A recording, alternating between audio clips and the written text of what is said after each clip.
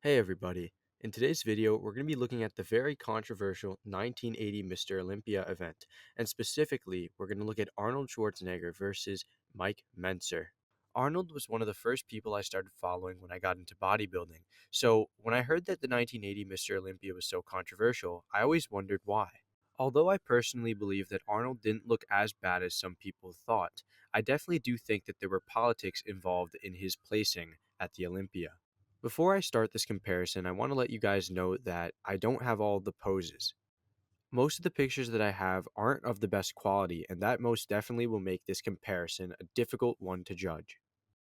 In the first front relaxed pose, it is clear that Arnold has a advantage in the upper body. Look at his chest. Look how full his chest is in comparison to Mike's. Arnold has better arms as well. Mike's arms are not that bad, but I think Arnold's are definitely bigger.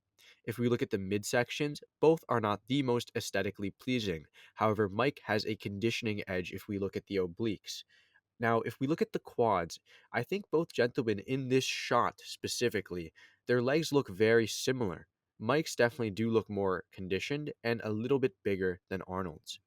In this second picture, the lack of fullness in Mike Mentzer's chest is ever present. You guys can see that Arnold has a very thick and bulbous chest in comparison to Mike. Also, Mike's midsection seems to protrude a little bit, while if we look at Arnold's, his is very flat. Now, if we look at their legs again, it is very inconclusive here because of the angle, and this angle also flatters Arnold. So I think we're going to have to go into the comparison of the mandatory shots. The front double bicep pose is a shot that Arnold should be wiping the floor with. His ginormous arms and booming lats should normally destroy anyone in a shot like this. However, in this shot here, the thing that stands out the most are his tiny legs. Look at Mike Mentzer's legs in comparison. They look very balanced and symmetrical in comparison to his upper body. Arnold's legs just do not match his humongous upper body.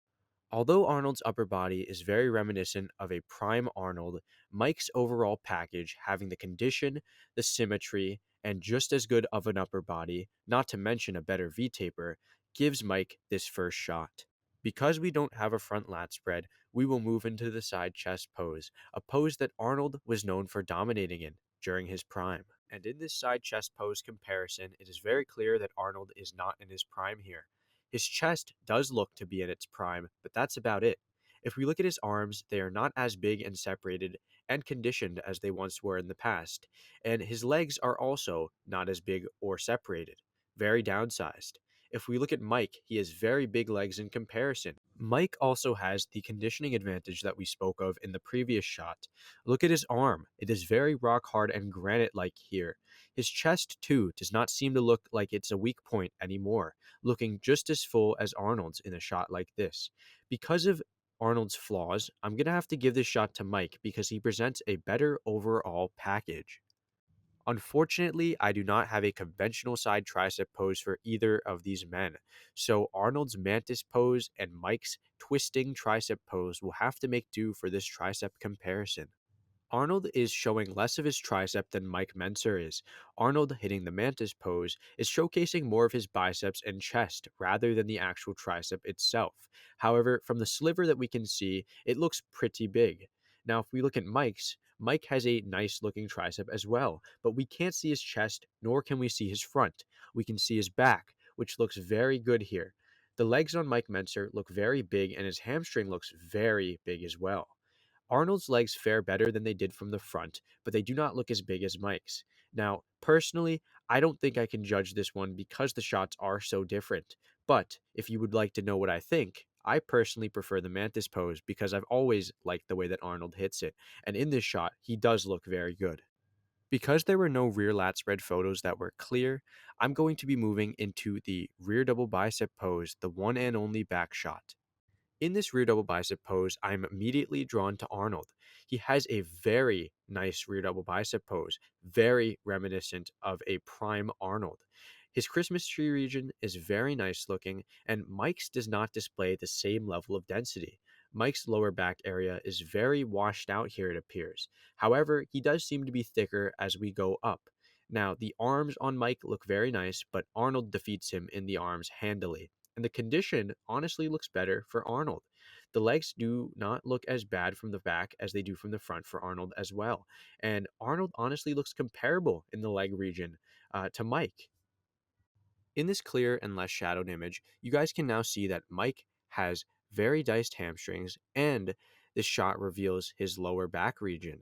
But I don't think his diced hamstrings and more visible lower back region make up for Arnold having a humongous back and humongous arms. And his legs don't look that bad from the back either, not to mention his huge calves. I think I'm still going to give this back shot to Arnold.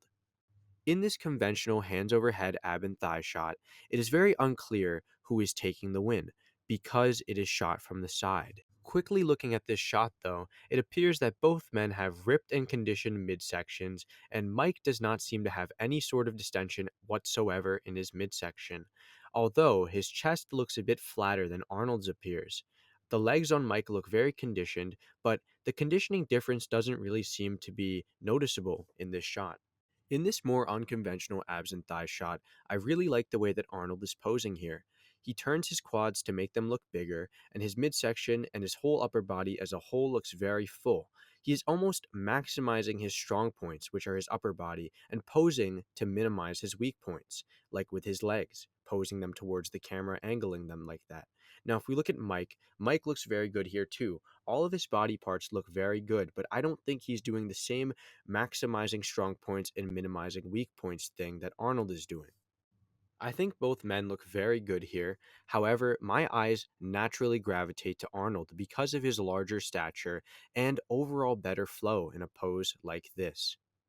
Even though I won't make a scorecard for this video, I will tell you guys quickly who I had winning what pose.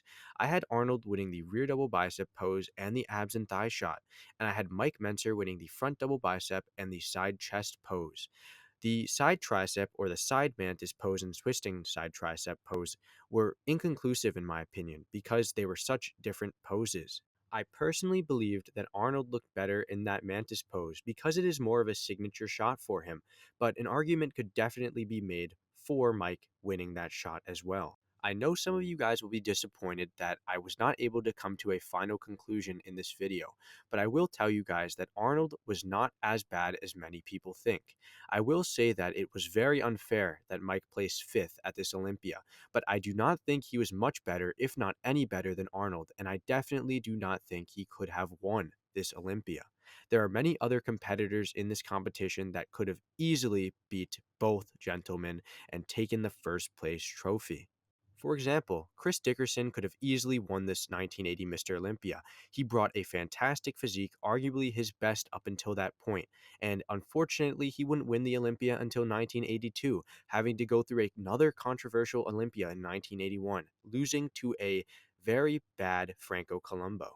I completely understand that this video will be controversial, and I know that this video will either get a lot of love or a lot of hate, and that is fine. I just want to voice my opinions on this 1980 Mr. Olympia because I have been fascinated with this comparison for as long as I can remember. If you liked this video, liking and subscribing is always appreciated. If you guys enjoyed this comparison, please let me know what you guys thought of it down below. Any comments are appreciated like always, and I'd like to hear what you guys think of this 1980 Mr. Olympia, arguably one of the most controversial of all time. Once again, thank you, and I'll see you guys in the next video, I hope. Thank you.